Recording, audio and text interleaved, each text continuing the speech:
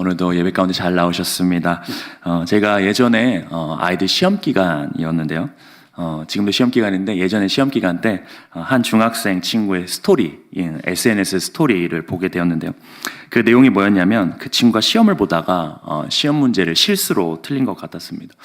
문제가 맞는 답을 찾으라는 거였어요. 그래서 보기가 기역, 니은, 디귿, 리을 이렇게 있는데 거기에서 맞는 것들을 다 찾아서 답을 체크하라 이런 문제였는데 그 친구의 문제지가 이제 사진에 있더라고요. 사진 보니까 문제지에 기역 동그라미, 니은 X, 디귿 동그라미 막 이렇게 해가지고 답을 체크해놨어요. 그리고 정답을 다 체크하고 체크한 답을 한 개를 빼고 자기가 이제 정답인 답을 빼고 다른 거를 체크를 한 거예요. 그래서 정답이 아닌 것을 답으로 적었나 봅니다. 그래서 스토리의 내용이 뭐였냐면 쉬운 문제였는데 체크는 내가 다 맞게 했는데 나중에 정답 적을 때 잘못 적었네. 배점은 왜 이렇게 높아 하면서 막 아쉬움을 막 넋두리 하듯이 적어놨더라고요. 근데 제가 그걸 보면서 참 너무 안타깝기도 하고 그 글을 읽는데 그 친구의 실수와 그 후회감이 너무나 여실히 느껴지는 겁니다. 사실 제가 지금 순화해서 말했지만 거기엔 쌍욕이 적혀 있었어요. 그게 후회감이 확 느껴지는 거예요. 너무 안타까웠습니다. 그래서 이런 생각을 했습니다. 만약 이 학생에게 다시 기회가 주어진다면 어떨까? 다시는 그 문제를 틀리지 않을 겁니다. 정말 꼼꼼히 살필 것이고 최선을 다하겠죠. 마찬가지로 우리 인생 가운데서도요, 시험에서만이 아니라 우리가 참 다양한 실수들을 하는 것 같습니다. 남편에게도 실수하기도 하고, 아내에게 실수하기도 하고, 자녀에게 말실수를 하기도 합니다. 많은 사람들과 대화하는 가운데서도 참 실수를 많이 하죠. 사실 이런 것들은 작은 실수들입니다. 심하게는 우리가 관계가 틀어지게 하는 그런 실수들을 하기도 합니다. 주님 앞에 큰 죄를 짓는 실수를 하기도 하고요. 우리는 살면서 크고 작은 실수들을 참 많이 합니다. 이런 실수들을 안 하면 좋겠지만 우리가 연약한 죄인이고 인간이다 보니 실수를 참 많이 하죠.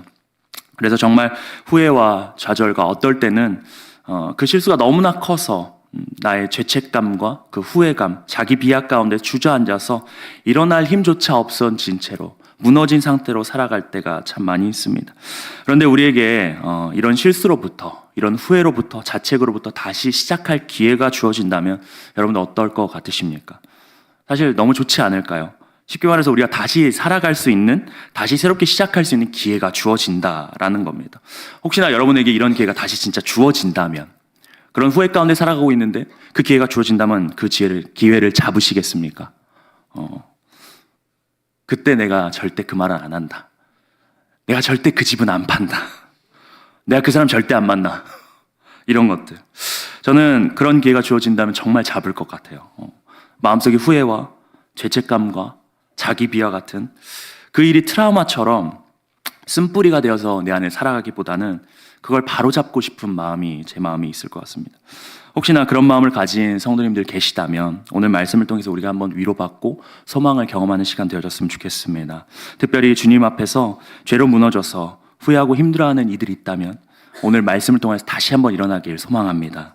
오늘 본문을 보게 되어지면요, 정말 큰 실수 때문에 아픔의 과거를 안고 후회하면서 살아가는 인물이 나오죠. 우리가 너무나 잘 아는 누굽니까? 예수님의 수제자인 베드로입니다. 베드로는 지금 말할 수 없는 큰 죄책감과 후회와 아픔 가운데서 무기력함 가운데 패배자처럼 지금 살아가고 있는 모습이 보여져요. 그런데 그 베드로의 삶 가운데 그 일상에 예수님이 먼저 지금 찾아오고 계십니다. 본문의 상황은 이렇습니다. 예수님이 십자가에 죽으신 지 3일 만에 부활하셨습니다. 그리고 부활하신 후에 제자들을 다시 찾아오시는 장면이에요. 제자들은 예수님이 돌아가신 후에 모든 걸 잃은 사람처럼 다시 예전의 삶으로 돌아가서 어부 생활을 하고 있습니다. 배 위에서 지금 물고기를 잡고 있어요. 밤이 새도록 물고기를 잡았으나 한 마리도 잡지 못합니다. 망연자실함 가운데 그때 예수님이 나타나셨어요. 그리고 유명한 말씀을 하시죠. 배우편에 그물을 던지라. 그러니 어떻게 됩니까? 그물이 찢어질 듯한 많은 양의 물고기를 잡게 되어지죠. 그 물고기 양이 153마리라고 요한복음에 나옵니다. 교회 같은 데 보게 되면 우리가 153 숫자 참 많이 보잖아요. 153 숫자. 이게 여기에서 나온 숫자거든요. 축복의 의미입니다. 주님의 축복의 의미가 담긴 숫자입니다. 그만큼 엄청나게 많은 물고기를 잡게 되어졌다라는 건데, 물고기를 잡아서 들어 올릴 때까지 이 제자들은요, 예수님인지 알아보지 못했어요. 그런데 그때 사도 요한이 가장 먼저 예수님을 알아봅니다. 그리고 주님이시다 이렇게 외치니까 베드로가 그 소리에 반응해서 예수님이라는 사실을 듣고 놀라면서 가장 먼저 배에서 뛰어내려 곧장 예수님께 달려갑니다. 예수님은 그때 뭘 하고 계셨냐? 밤이 새도록 고생한 제자들을 위해서 숯불을 피우시고 다른 말 하지 않으십니다. 그저 그들에게 밥을 차려주세요. 예수님 차려주신 밥상입니다. 너무나 좋을 것 같지 않나요? 예수님이 밥을 차려주고 있어요. 이제 다 모였습니다. 다들 예수님 걸 안 거죠. 그렇게 모두가 아무 말 없이 둘러 앉아서 예수님이 차려주신 밥을 먹었습니다. 저는 근데 이 밥 먹는 이 모습을 보는데 이 장면이 마치 그런 그림처럼 보여졌습니다. 제가 사역을 하다 보면은요, 청소년 아이들 중에 종종 가출을 하는 친구들이 있어요. 저는 청소년기에 너무나 모범생이어서 가출해 본 적이 없습니다. 그런데 제가 모범생일 수밖에 없었던 이유가 뭐냐면요, 저희 누나가 정말 날아다니는 친구였어요. 양치는 학생이었습니다. 소위 일로 시작하는 친구 있잖아요. 그런 친구였는데 이 이야기를 하는 거는 누나한테 허락받고 얘기하는 거예요. 제 어릴 적 기억이 뭐가 있냐면 누나가 고등학생 때 몇 번의 가출을 한 기억이 제 기억에 있어요. 그러면 어머니가 밤새도록 누나를 찾아다녔습니다. 경찰서에서 전화를 받거나 누군가에게 전화를 받으면 밤늦게 나가세요. 그래서 누나를 찾아서 집에 데려옵니다. 근데 그때면 제가 잊혀지지 않는 모습이 뭐가 있었냐면, 그때 참 누나가 잘못하고 집에 들어온 거잖아요. 근데 어머니가 아무 말씀을 안 하세요. 뭐 타박을 하거나 뭐라고 꾸짖거나 그런 것도 없이 아무 말 안 하십니다. 그냥 부엌으로 가세요. 그리고 탈탈탈탈탈 거리면서 식사를 준비하십니다. 그리고 딱 한마디 하세요. 와서 밥 먹어라. 가출해서 지금 돈도 없이 며칠 나갔다 왔으니 얼마나 배가 고프겠습니까? 그때 딸에게 아무 말 없이 밥 먹어라 하시면서 밥을 차려주시는 겁니다. 그때 누나의 표정이 잊혀지지 않아요. 송구스러움과 죄스러운 마음을 감고서 밥을 먹는 모습을 제가 봤었어요. 그 모습이 참 기억에 남는데, 마치 오늘 제자들에게 밥을 차려주시는 예수님과 제자들의 모습이 딱 그런 것 같아요. 예수님을 배신하고 떠난 그들, 어떻게 보면 송구스러움과 죄송함 가운데 침묵 속에서 아무 말 없이 베풀어 주시는 따뜻한 예수님의 밥상입니다. 그렇게 예수님은 제자들에게 먼저 찾아오셨습니다. 그런데 특별히 예수님이 부활하신 제자들 가운데 찾아온 이유가 있었어요. 이들에게 단순히 밥만 주기 위함이 아니었습니다. 그들에게 당연히 따뜻한 마음도 전해 주었지만, 구체적으로 요한이 기록하고 있는 이 21장의 마지막 장면은요, 모든 제자들이 예수님에 대한 미안함과 송구함이 있었지만 특별히 더 큰 죄책감과 후회 가운데 있는, 정말 마음이 무너질 것 같은 그 한 사람, 그 한 제자, 예수님을 너무나 사랑했고 예수님도 너무나 사랑했던 그 한 영혼, 그 제자를 살리기 위해 오셨어요. 왜냐하면 주님께서는 앞으로 그를 통하여서 계속해서 교회들을 세워가길 원하시고 그가 반석이 되길 바라셨기 때문에 그래서 찾아온 겁니다. 그가 누굽니까? 베드로였다는 겁니다. 그러면서 예수님께서는 이제 베드로를 살리기 위해서 대화를 시작하십니다. 우리가 너무나 잘 아는 말씀인데요, 예수님과 베드로의 대화 이야기입니다. 15절에서 17절 말씀인데 우리가 조금 길지만 우리 다시 한번 읽어봤으면 좋겠는데요, 제가 15절 읽고 여러분 16절 읽고 17절은 같이 읽도록 하겠습니다. 제가 먼저 읽습니다. 그들이 조반 먹은 후에 예수께서 시몬 베드로에게 이르시되 요한의 아들 시몬아, 내가 이 사람들보다 나를 더 사랑하느냐 하시니 이르되 주님 그러하나이다. 내가 주님을 사랑하는 줄 주님께서 아시나이다. 이르시되 내 양을 먹이라 하시고,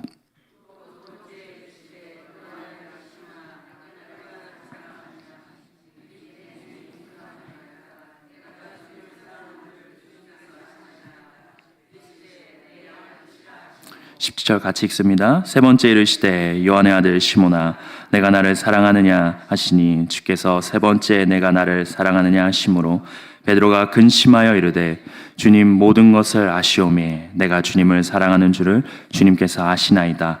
예수께서 이르시되 내 양을 먹이라. 동일하게 반복되는 세 번의 대화죠. 근데 이 대화는 지금 베드로와 예수님 단둘만의 대화입니다. 그런데 예수님은 왜 같은 질문, 같은 대답을 반복해서 말씀하셨을까요? 사실 식사를 준비하시고 밥을 먹을 때까지만 해도요, 말 한마디 없으셨습니다.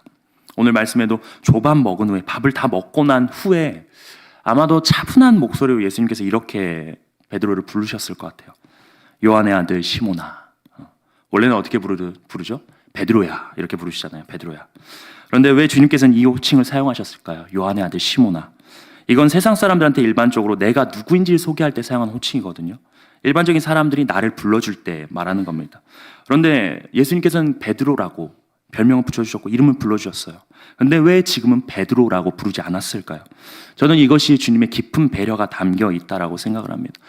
정말 깊은 배려이신 것 같은데, 베드로는 아마 이 베드로란 이름이 싫어졌을 것 같습니다. 그 이름 자체가 부담스러워졌을 것 같아요. 왜요? 이 이름은 예수님이 붙여준 이름이거든요. 요한복음 1장 42절에 보게 되어지면 데리고 예수께로 오니 예수께서 보시고 이르시되 내가 요한의 아들 시몬이니 장차 게바라 하리라 하시니라. 게바는 번역하면 베드로라. 예수님께서 이때 베드로 이름을 붙여주셨습니다. 베드로가 어떤 의미예요? 반석이라는 의미입니다. 마태복음 16장 18절에 베드로가 예수님 앞에서 주는 그리스도시요 살아계신 하나님의 아들이십니다. 그 고백을 했을 때 주님께서 이렇게 말씀하시죠.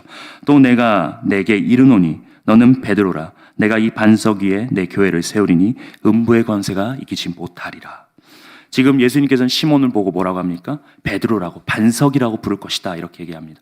왜 반석이라고 했냐면요, 예수님은 베드로가 앞으로 반석과 같은 사람이 되길 바라셨어요. 그의 신앙 고백을 들으셨을 때 이 말씀을 하시잖아요. 주님은 그때처럼 베드로가 진심으로 반석과 같은 사람이 되어져서 주의 일을 감당하는 사람으로 잘 세워지길 바라셨습니다. 그 마음을 가지고 있으셨어요. 그런데 예수님의 소망과 다르게 베드로 어떻게 되어집니까? 예수님이 잡히시던 그날 밤 여종이 베드로에게 당신 예수님 제자 아니에요? 라고 했었을 때 나는 그를 알지 못한다. 다른 사람이 너가 예수와 함께 있는 걸 내가 들었다. 너의 목소리를 들으니까 알겠다. 무슨 소리냐? 난 그를 알지 못한다. 아니야, 내가 봤다. 무슨 말도 안 되는 소리를 하고 있느냐? 예수님은 저주하고 맹세하면서 부인을 합니다. 그렇게 3번 부인할 때 예수님이 베드로에게 말씀하신 것처럼 닭이 울죠. 그는 예수님을 배반했습니다. 그리고 예수님의 말을 기억하게 되죠. 내가 날 부인할 것이다. 그 말이 떠오르면서 엄청난 자책과 후회를 가지고 밖으로 뛰쳐나가서 심히 통곡합니다. 하염없이 울어요. 왜요? 자신이 절대로 예수님 버리지 않을 거라고 했거든요. 죽어도 같이 죽겠다라고. 난 따를 거라고. 그렇게 사랑한다고 말했는데 그 말이 무색하게 너무나 무정하게 예수님을 버려버렸거든요. 그런 아픈 기억, 정말 잊고 싶은 그 기억을 가진 채로 베드로는 지금 후회와 죄책감과 정말 어떻게 보면 예수님이 지금 눈앞에 계시지만 그 얼굴을 제대로 바라보지 못할 면목 없는 상태로 무기력하게 어부생활을 하면서 다시 예전의 일상생활의 삶을 살아가고 있었습니다. 아마 그는 매 순간 이런 생각을 했을지 몰라요. 내가 무슨 베드로야? 내가 무슨 반석이야? 내가 무슨 반석과 같은 인간이야? 내가 주님 앞에서 다른 사람 다 버려도 난 주님 절대 안 버린다라고, 주님 끝까지 따라가겠다라고 얘기했는데, 주님 오게 가도 내가 오게 쫓아가겠다라는 그 마음 가지고 내가 그렇게 고백했는데 그 말씀 지키지 못할 뿐 아니라 3번이나 저주하면서 부인한 놈이다. 그런 자기 비하와 자책과 후회로 가득했을 겁니다. 베드로는 예수님이 십자가에 달려 돌아가신 후에 이 후회감에 시달리면서 살아가는 예수님을 버렸다라는 그 쓴뿌리와 같은 마음, 그 트라우마를 가슴 한켠에 달고 살았을 거예요. 그러니까 평생 나는 그냥 고기나 잡으면서 살아야지. 내가 뭘 하겠나? 내가 무슨 교회를 세우고 내가 뭔 반석이 되겠는가? 이런 마음의 갈등 가운데 놓여있는 베드로에게, 아픔과 미안한 마음이 있는 베드로에게 지금 어떻게 하십니까? 주님이 먼저 찾아오십니다. 그리고 아무 말씀하지 않으세요.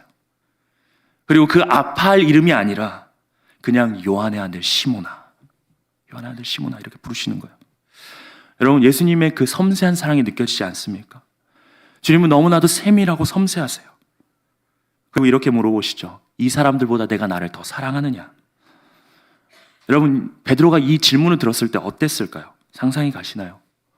저는 이 질문을 예수님께 들었다면요, 너무 힘들었을 것 같아요. 베드로의 마음이 너무나 힘들었을 것 같습니다. 지금 입 밖으로 주님 사랑합니다 대답하기까지 굉장히 쉽지 않았을 것 같아요. 성경에는 지금 바로 답한 것처럼 적혀 있지만 저희가 묵상했었을 때 왠지 꽤나 긴 침묵과 적막의 시간이 있지 않았을까 생각합니다. 예수님 사랑해요. 정말 진심이에요. 그렇게 말하지만 그럼에도 그의 마음 한켠에는 여전히 예수님을 저버렸던 그 기억이 생생하고 잘못한 기억이 너무나 강력해서 사랑합니다 그 한마디 한마디가 너무도 힘들었을 것 같아요. 몇 년이 아닙니다. 불과 며칠 전이에요. 그 아픈 기억을 꾹꾹 눌러가면서 그는 힘겹게 예수님을 향해서 한마디씩 내뱉었을 거예요. 그런 그에게 너가 나를 사랑하느냐라는 이 질문은요, 그의 가슴에 못을 박는 것처럼 느껴졌을 겁니다. 그런데 이렇게 물으시는 주님의 마음에는 어떤 게 있었을까요?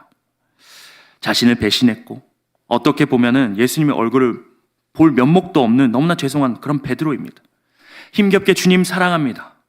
나중에 3번째 질문에서는요, 베드로가 근심하면서 주님 아시잖아요. 그렇게 말했던 베드로예요. 주님, 지금 이렇게까지 나를 사랑하냐고 반복해서 질문하는 이유가 무엇일까요? 이 질문은 지금 현재 너가 나를 사랑하느냐는 거예요. 지금 너가 나를 사랑하느냐. 그래서 너가 나를 사랑하는 말은 나에게 집중하고 있느냐라는 겁니다. 지금 너가 나만 바라보고 나만 생각하고 있냐라는 거예요. 과거 말고, 예전 거 말고 지금 날 사랑하냐는 거예요. 지금 여전히 베드로는 사랑한다고 말하는데 어떠냐면요, 여전히 과거의 상처와 과거의 아픔과 그 후회와 죄책감 가운데 사로잡혀서 여전히 그것이 억눌러지면서 예수님의 사랑하는 마음보다는 내 마음의 짐이 더 커서 그걸 못 놓고 있어요. 미안함이 사랑하는 마음보다 더 큰 거예요. 그런데 3번의 질문이 지나면서 베드로의 대답이 조금씩 변하는 걸 보게 됩니다. 어쩌면 낮은 목소리로, 어쩌면 차분한 목소리로, 조용한 목소리로, 머뭇거림이 있었지만 고민하면서 진심을 담아 대답했다고 저는 생각합니다. 주님, 제가 주님을 사랑하는 걸 주님 아십니다. 주님, 내가 어떻게 사랑했는지도 주님 아시고 내가 어떤 인간인지 주님 아시지 않습니까? 나 주님 부인할 수밖에 없는 인간입니다. 저 부족합니다. 그런데 주님 제 진심 아시잖아요. 정말 주님 사랑하는 거 주님 아시잖아요. 그런데 내 안에 또 너무나 미안하고 죄송한 마음도 있어요. 그런 제 마음 아시죠? 오랜 저의 아픔, 힘든 거 아시잖아요. 여러분, 주님 아셨습니다. 베드로가 자신을 얼마나 사랑하시는지. 그래서 그를 살리고 싶었어요.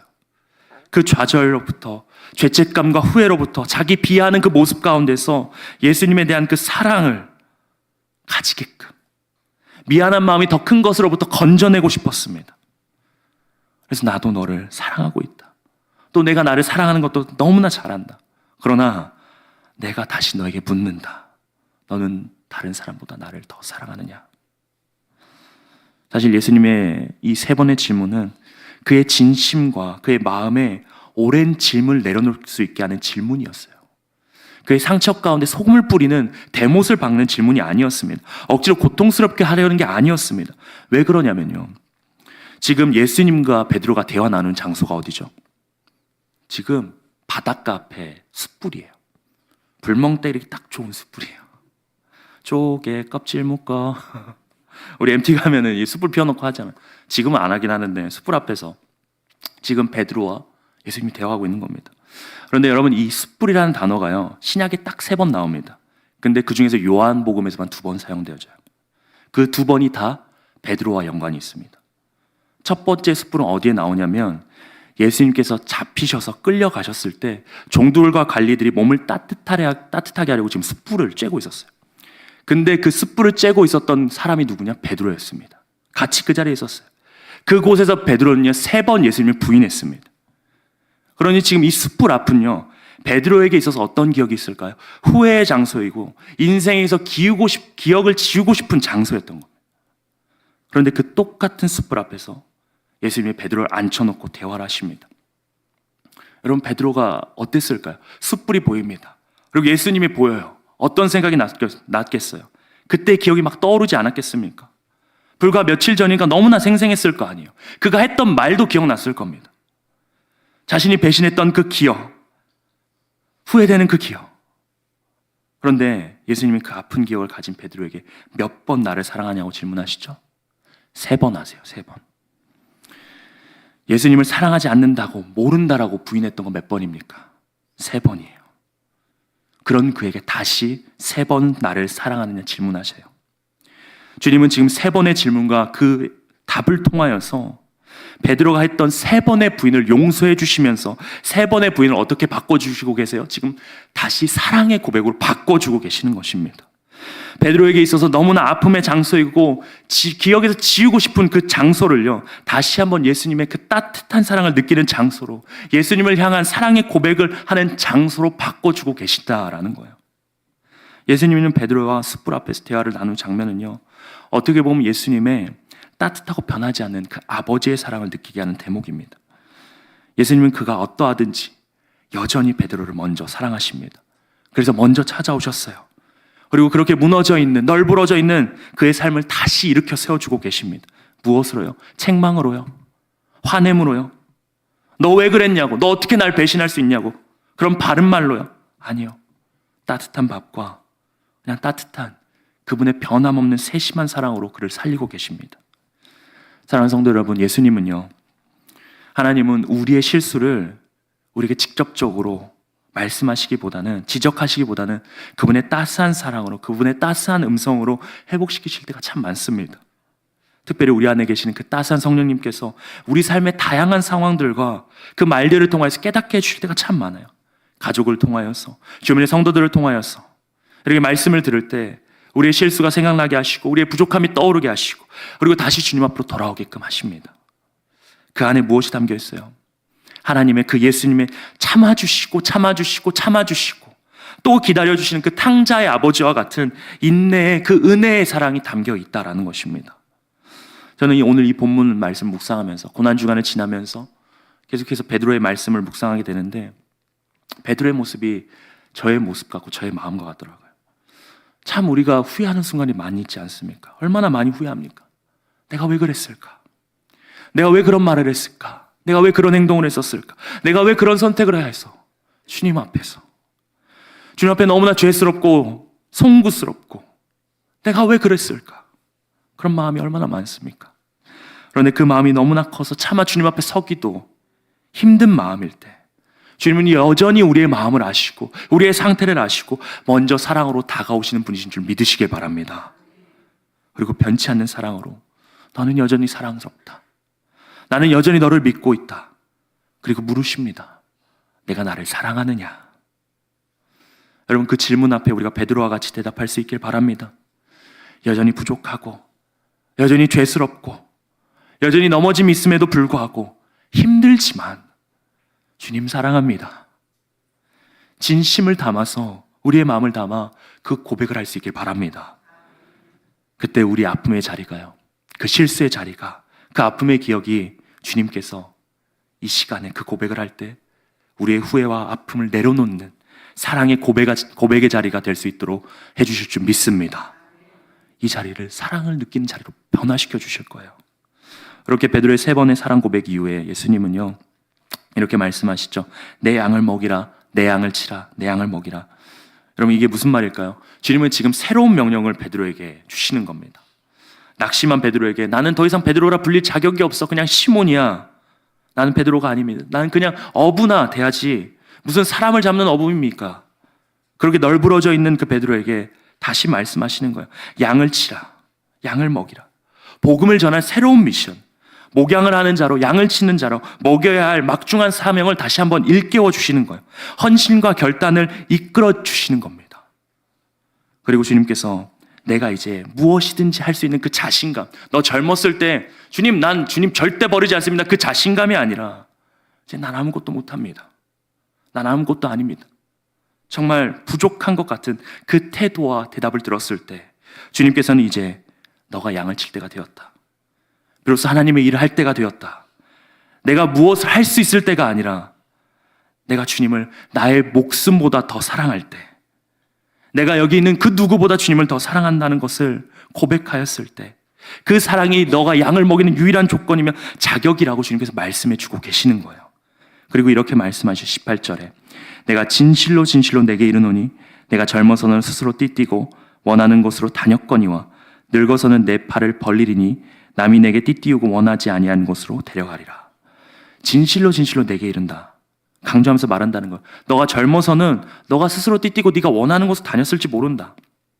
그런데 너가 원하는 삶, 너가 원하는 목양, 젊은 날에는 너가 원하는 것들을 하고 싶었을지 모르지만 이제는 주님이 원하는 곳으로 데려가겠다라는 거예요. 이제 너가 원하는 곳이 아니라 내가 원하는 곳에 너를 세울 것이다. 그때 너는 두 팔을 벌릴 것이고 내가 원하는 곳에서 띠띠워질 것이다. 그런데 주님이 그 마지막으로 끌고 가는 곳이 지금 어디야? 두 팔 벌려지는 곳이 어디입니까? 십자가예요. 베드로가 십자가를 진다는 걸 말하는 겁니다. 십자가의 자리까지 내가 데리고 갈 것이다라는 겁니다. 여러분 그 십자가의 자리까지 그 누구의 자기 의지로 갈 수 없습니다. 누구의 의지로도 갈 수 없는 거예요. 주님이 데려가 주셔야 된다라는 거예요. 그 십자가의 자리는 영광의 자리입니다. 그 영광의 자리까지 주님이 끌고 가시겠다라는 거예요. 그리고 19절에 이렇게 말씀하시죠. 같이 한번 읽어보겠습니다. 같이 읽겠습니다. 시작. 이 말씀을 하심은 베드로가 어떠한 죽음으로 하나님께 영광 돌릴 것을 가르치심이로라. 이 말씀을 하시고 베드로에게 이르시되 나를 따르라 하시니. 아멘. 지금 베드로가 어떻게 영광 돌릴지 주님께서 이 말씀을 마치시고 바요나 시모나 베드로에게 뭐라고 하세요? 맨 마지막에 나를 따르라. 나를 따르라. 그가 어떻게 죽을 것인지를 말려주시고 나를 따르라.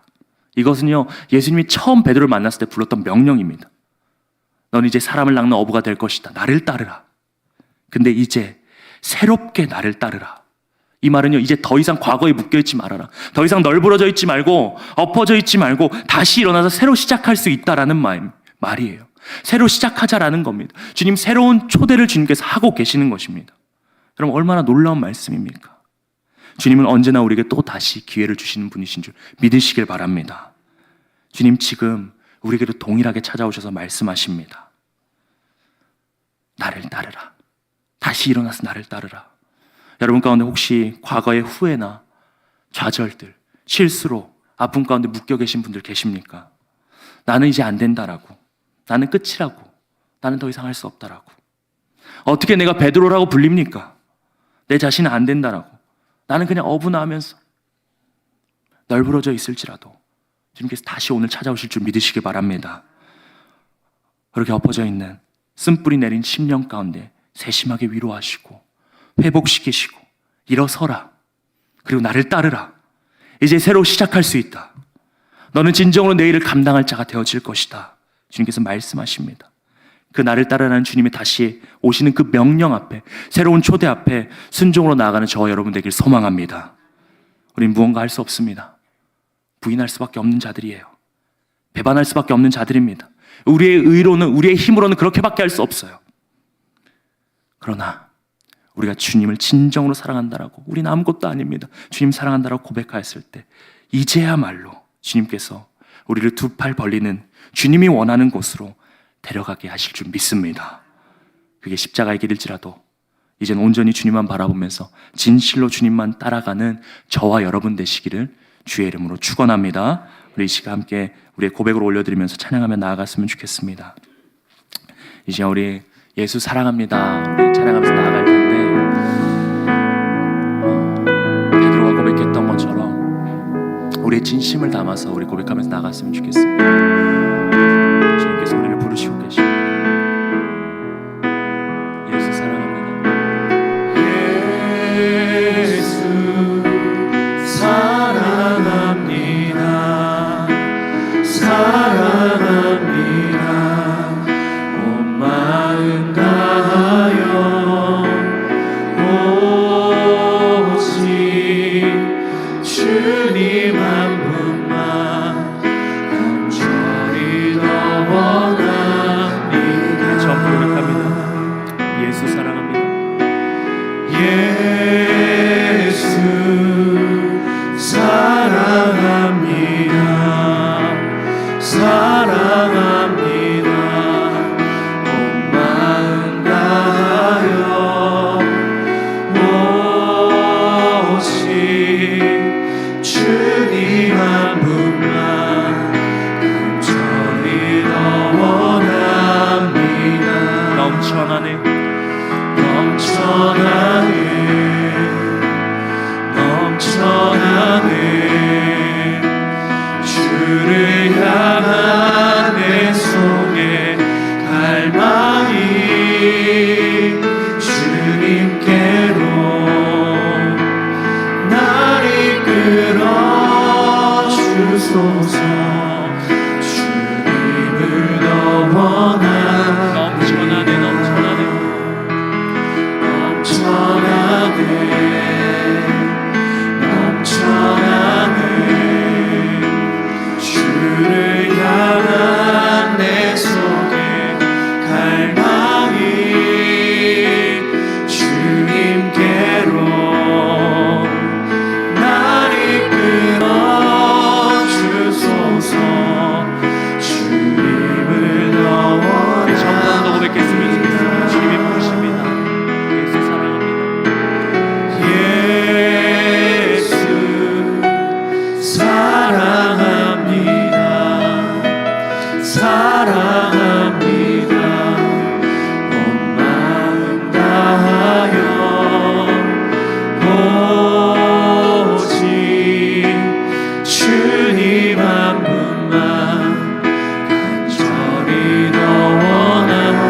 네가 나를 사랑하느냐 주님 말하십니다.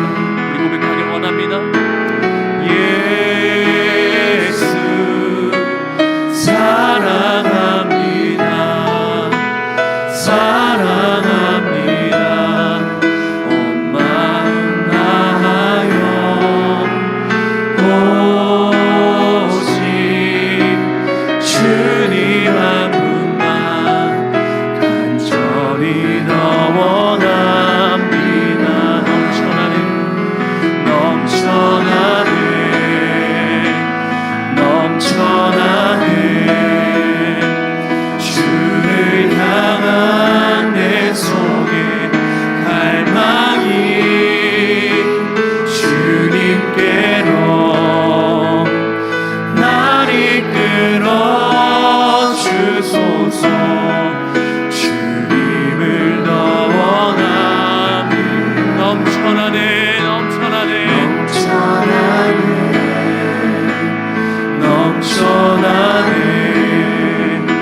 주를 향한 내 속에 갈망이 주님께로 날 이끌어 주소서. 주님을 더 원합니다. 우리 시간 기도하며 나아가길 원합니다. 주님께서 우리를 부르시고 계십니다. 우리에게 찾아오셔서 우리에게 질문하십니다. 내가 다른 사람들보다 나를 더 사랑하느냐? 널브러져 있고 쓰러져 있는 우리 가운데 주님께서 질문하십니다. 다르게 부르시는 것이 아니라 요한의 아들 시몬아 라고 부르시면서 우리의 그 아픔의 기억, 잊고 싶은 그 기억을 가지고 끄집어내면서 우리를 책망하시는 것이 아니라 그 따스한 음성으로 주님께서 말씀하십니다. 우리가 그 가운데 베드로처럼 고백할 수 있게 바랍니다. 머뭇거림이 있고 여전히 나의 연약함이 있어서 당당하게 말할 수 없을지라도 나의 깊은 속에서 끌어나오는 그 고백 한마디를 올려드리기 원합니다. 주님 사랑합니다. 주님 사랑합니다. 주님, 내가 주님 사랑하시는 걸 주님 아시지 않습니까? 여러분, 이 시간 주님 앞에 그런 마음으로 기도하면서 나아갔으면 좋겠습니다. 주님, 여전히 전 연약합니다. 부족합니다. 그러나 주님, 저를 사랑하시는 걸 주님 너무나 잘 아시지 않습니까? 주님, 내가 다시 한번 그 사랑의 고백을 올려드리오니 나의 그 아픔의 기억들이 이 고백을 통하여서 떠나가게 하시고 이 자리가 다시 한번 주의 사랑을 느끼는 자리로 변화될 수 있도록 주님 역사하여 주시옵소서. 그렇게 되도록 인도하여 주시옵소서. 나의 고백을 담아 올려드립니다. 주 아버지, 나의 기도를 받아 주시옵소서. 그런 고백 담아서 주 앞에 기도하며 나아가도록 하겠습니다. 주의 이름 찾고 기도합니다. 주여, 주여 아버지 하나님, 주 앞에 기도합니다.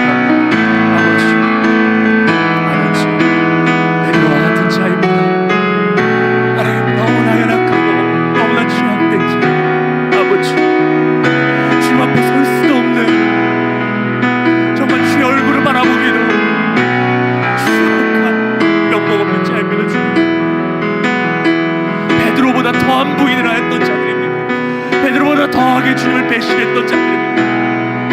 끊임없는 죄악으로 주님 앞에 못을 박았던 자입니다.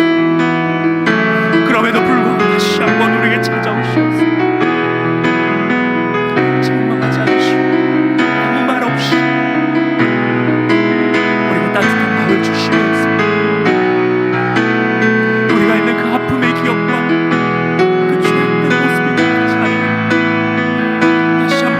고백을 할 수 있는 새로운 기회를 주시는 자리로 바꿔주시고 우리가 다시 한번 주님 앞에 연약하지만 사랑합니다라고 고백할 수 있도록 먼저 질문하여 주시고 다가와 주신 주님 너무나 감사합니다.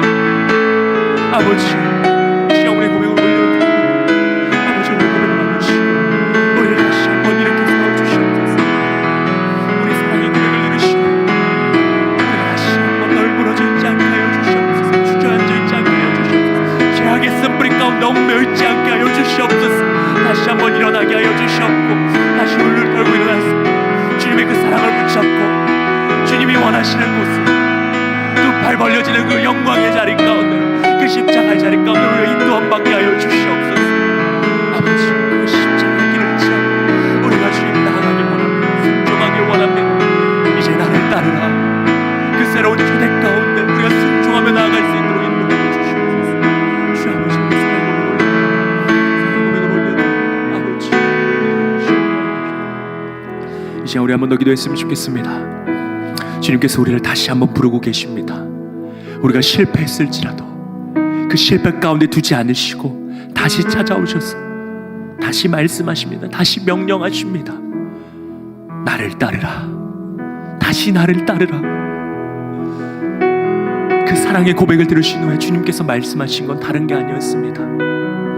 나를 다시 따라보렴. 내가 너와 함께 하겠다. 그 명령 앞에 우리가 순종하며 나가길 원합니다. 이 시간 결단하기 원합니다. 주님, 내가 부족하였지만 이제 다시 한번 주의 사랑 붙잡고 주님께서 주셨던 그 세밀하시고 위로하시는 그 사랑, 그 참으시고 인내하시는 그 사랑 붙잡고 다시 한번 따라보겠습니다. 주님, 다시 한번 주님 붙잡겠습니다. 주님, 그런 마음 가지고 이 시간 결단하면서 그 순종하는 마음 가지고 주님 앞에 기도하며 나아갔으면 좋겠습니다. 이 시간 주의 이름 잡고 기도합니다. 주여, 주여 아버지 하나님, 이제 나를 따르라. 이제 나를 따르라. 주 아버지, 다시 한번 우리에게 명령하시는 그 명령 가운데 우리가 순종할 수 있기를 원합니다. 머뭇거리지 않게 하여 주시옵소서. 나의 과거의 모습을 바라보면서 내가요 주님, 내가 할 수 있습니까 주님? 그 과거에 여전히 얽매 있는 것이 아니라 그 죄책감과 좌절감에 여전히 머물러 있는 것이 아니라 그 인내하시고 부으시는 그 사랑을 다시 한번 믿으면서 그 사랑을 붙잡고 그 주의 손을 붙잡고 우리가 나아가게 하는 인도하여 주시옵소서. 주님 따라가는 인도하여 주시옵소서. 주님과 동행하는 삶 되게 하는 인도하여 주시옵소서. 내 세상 끝날까지 너희와 함께 하시라는 그 주의 말씀을, 그 약속의 말씀을 붙잡고 내가 돌아가고 내 자리에 있을 수 있도록 인도하여 주시옵소서. 아버지, 그 땅 주님의 길을 걸어가는 그 길 가운데 고통이 앞에 있을지 모르지만 그러나 내가 다시 주저하지 않겠습니다. 하나님 기도가 넘어지고 이제 변화된 인생 살겠습니다. 주를 위하여 살겠습니다. 십자가에 못 박히는 그 인생일지라도, 하나님 고난받는 그 인생일지라도 내가 정말 주를 위하여서 배신하지 않고 배반하지 않고 주를 위하여서 나가겠습니다. 아버지, 그 결단을 우리의 삶을 붙잡아주시고 그 결단을 주시옵소서. 주시옵소서.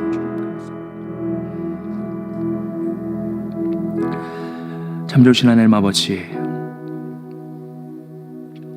참으로 연약하고 부족한 자들입니다. 감히 우리가 베드로보다 낫다라고 말할 수 있겠습니까? 베드로가 3번 부인했던 것보다 더한 배반과 더한 등짐과 더한 외면을 했던 자들이 저희들입니다. 그럼에도 불구하고 우리에게 다시 한번 찾아오셔서 참아주시고 인내해주시면서 우리에게 다시 한번 우리가 먼저 말할 수 없을 것 같으니 질문해 주셔서 너무나 감사합니다. 내가 다른 사람들보다 나를 더 사랑하느냐? 주님 사랑합니다. 주님 사랑합니다. 이 베드로의 고백이 우리의 진정한 고백 될 수 있도록 인도하여 주시옵소서. 의기양양하여서 자신감에 가득 차여서 혈기왕성하여서 하는 것이 아니라 여전히 부족함에도 불구하고 여전히 연약함에도 불구하고 고민하면서 주 앞에 고백합니다. 주여, 우리의 고백을 받아주시옵고 이제 다시 한번 새로운 초대 가운데도 부르시는 그 부르심 가운데 우리가 순종하며 나아갈 수 있도록 인도하여 주시옵소서. 나를 따르라는 그 음성 가운데 우리가 두렵지만 한 발을 내딛게 하여 주시옵고, 하나님, 우리가 또 넘어질 수 있으나 다시 한번 주의 손 잡고 일어나게 하여 주시옵고, 그래서 오직 주님만을 영광 올려드리며 사는 인생, 그 길이 십자가의 길일지라도 주님께서 두 팔 벌리게 하는 그 자리까지, 그 영광의 자리까지 나아가는 우리의 인생 될 수 있도록 주님 인도하여 주시옵소서. 우리를 붙잡아 주시옵소서. 그래서 온전히 주님께 영광이 되는 우리 모두의 삶 될 수 있도록 주님 축복하여 주시옵소서. 그렇게 되길 소망하며 이 시간 주님이 가르쳐 주신 기도를 믿음으로 고백하오니, 하늘에 계신 우리 아버지여, 이름이 거룩히 여김을 받으시오며 나라가 임하시오며 뜻이 하늘에서 이루어진 것 같이 땅에서도 이루어지이다. 오늘 우리에게 일용할 양식을 주시옵고, 우리가 우리에게 죄 지은 자를 사하여 준 것 같이 우리 죄를 사하여 주시옵고, 우리를 시험에 들게 하지 마시옵고 다만 악에서 구하시옵소서. 나라와 권세와 영광이 아버지께 영원히 있사옵나이다.